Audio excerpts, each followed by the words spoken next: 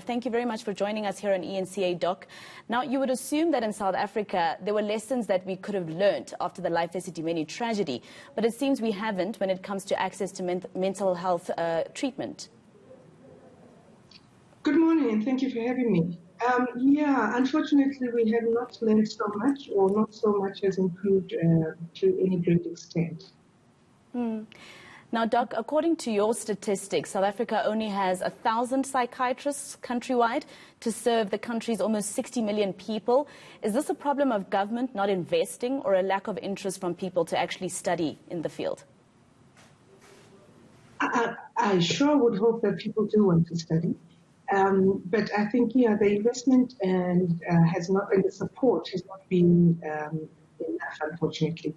We know that medical schools are subsidized strongly by government, and so that hasn't been the greatest. But more important, in terms of psychiatrists, when it comes to specializing, universities get a quota, the number of doctors they can train to become psychiatrists, and that has, it's improved since I've trained, but it's definitely not enough to match the needs of the country.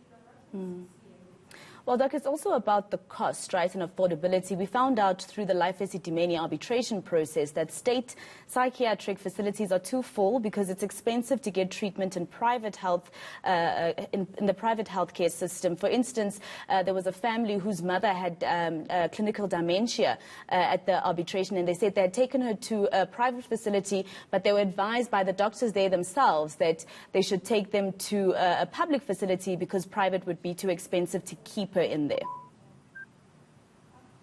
Yeah, it's possibly the case because there are very few institutions really that offer services, especially chronic long-term services. And private health, as you say, or private care is extremely expensive, and not everybody can afford it, but very few people can afford that type of care. So you'll find that the state-subsidized institutions are completely chock-a-block full. And which has its own problems, as you can imagine, in terms of how much care can we give when people are so full, and do you have the appropriate number of healthcare providers who can serve those people? It is difficult. And COVID-19, how has the pandemic impacted on people's mental health? Yeah.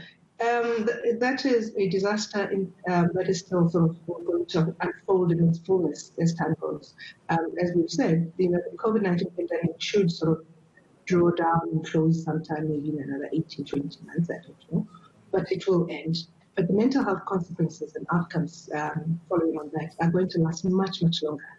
We have a whole lot of new diagnoses of anxiety, depression, and just the COVID itself, the bug itself in our lives, and of course the systems that were introduced by government to try and calm down the numbers, which is a good thing, are going to increase the anxiety. That there's been social isolation and distancing, and people have become really alone, have been uncared for, and of course the economic hardship that came with the COVID-19 lockdown is going to last for us forever. Lots of people have lost jobs and are in dire straits right now.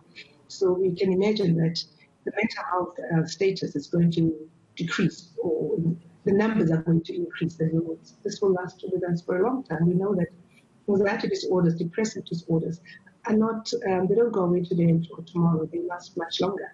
And of course, things are not going to look brighter for a very long time. So that is going to increase or encourage the anxiety to continue much, much longer. And already we didn't have enough service points and service people, so we are going to face the next pandemic of mental health problems. Doc, we've heard, for numerous years, organizations such as yours, even the World Health Organization, speaking to many countries, not just ours, about investing more, governments investing more in mental health treatment. What is it that government can do, and where should they get the money? Already we see that every time there's new economic plans, we never see mental health being featured in those plans. So what is it that you would advise government to do, and where do you advise that the money come from? I don't think I'm in a position to advise government where to get money. That is not my forte, really. But in terms of their budget, on the amount of money they do have, They should budget more equitably for mental health. I mean, right from the start, as we've already talked about, in terms of numbers of mental health practitioners, whether it be psychiatrists, psychologists, social workers, occupational therapists, the whole spectrum of mental health care workers, we're all terribly, terribly under-resourced. Many years when I worked in the clinics, around Soweto and in Israel, the community health clinics, many times I was not even a psychologist, never mind a social worker or an occupational therapist. In fact, I had never encountered an occupational therapist in the community clinic. But yes, it was more than 20 years ago, so maybe things have changed dramatically, which would be great. But from what we know is that it hasn't changed. So in terms of the money, I will not comment. In terms of where it comes from, I cannot comment. But in terms of what is necessary is the budgeting system and the allocation of funds should be more equitable. There are not enough healthcare facilities in terms of community clinics in the country. In the country, in the urban areas, there are not enough, and the numbers are very, very high. If I can give you an example, when I worked in the clinics, which was many years ago, actually, there would be 84 patients to see, which is impossible. It's absolutely, absolutely impossible. But that would be what I'd have on the one day, like at Zola Clinic. So if there were more clinics and more doctors, obviously that would be better. But the situation gets worse when you get to rural areas or even the other provinces, where you find that the numbers of healthcare practitioners then drop precipitously. The clinics are few and far between. So even for those clinics that exist, it is very difficult for patients to get there because it is far. It costs money, which people don't really have. It's a problem. Doc, 1 out of 3, according to SASOP, 1 out of 3 South Africans will suffer from a mental health illness, but we never see any plans in terms of allocation of funds, as you were saying earlier. We never see really enough going into mental health. Would you say, if I can ask, that it shows a non-caring government, perhaps? Well, let those be your words. But the truth of the matter is that, government has not really shown to be particularly invested in the mental health of its citizens. We really would like to work with them and encourage them to put more and to see the pandemic as it is. Because, I mean, mental health is not only about the illness or the well-being of the sufferers and their families and their communities, but it is a big economic issue. I think World Economic Forum in 2016 said that mental health is going to cost $16 trillion between 2010 and 2030. That's a huge amount of money. And really, it's not just a World Economic Forum thing. It is happening in our own country, in our own companies, in our own economic situations, because when people have mental health issues, they obviously cannot work.